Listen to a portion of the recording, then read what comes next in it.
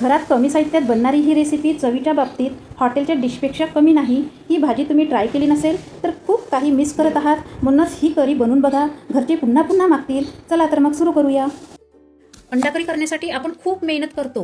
कांदा भाजतो, मसाले भाजतो, अंड्याला सुद्धा बॉईल करतो.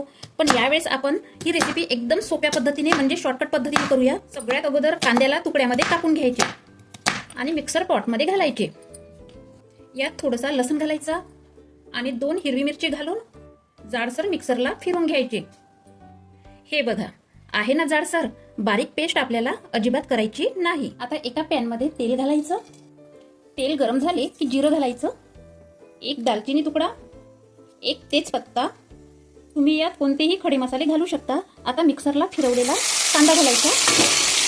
आता कांदा तेलामध्ये शिजतपर्यंत कांद्याच्याच मिक्सर पॉट मध्ये 2 टमाटर घालायचे. थोडंसं चॉप करून अद्रक आणि 7-8 काजू घालून बारीक पेस्ट करून घ्यायची. आता इकडे बघा कांद्यालाही छान कलर आलेला आहे.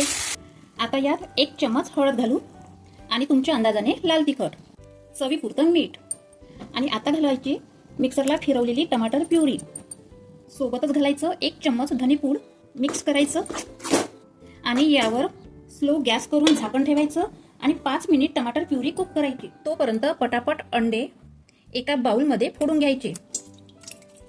अंडे फोडलेल्या लिक्विडमध्ये 1 चम्मच हळद घालायची, लाल तिखट घालायचं, थोडीशी कोथिंबीर घालायची आणि 1 चम्मच कस्तुरी मेथी घाला. याने चव छान येते आणि चवीनुसार मीठ घालायचं. आजपर्यंत तुम्हाला कोणीच नाही सांगितलं. महत्वाचं म्हणजे यात 1 चम्मच जिरं घाला. आता मिक्स करून घ्यायचं. आता मस्त फेटून घ्यायचं. याने छान आमलेट फुलते. आता इकडे आपण ग्रेव्हीकडे जाऊ. टमाटरमधलं मॉइश्चर निघून गेले आणि छान तेल सुटले. आता यात घालायचं आवश्यकतेनुसार गरम पाणी. आता यावर झाकण ठेवून रशाला उकळी काढून घेऊ. आता एका पॅनमध्ये थोडंसं तेल घालायचं.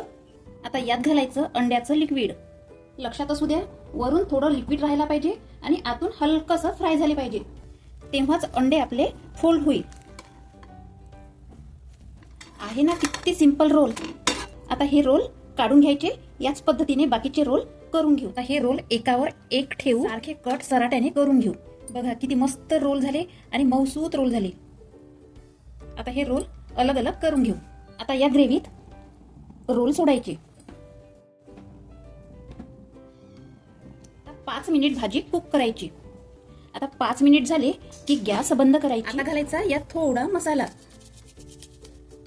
मिक्स करायचं.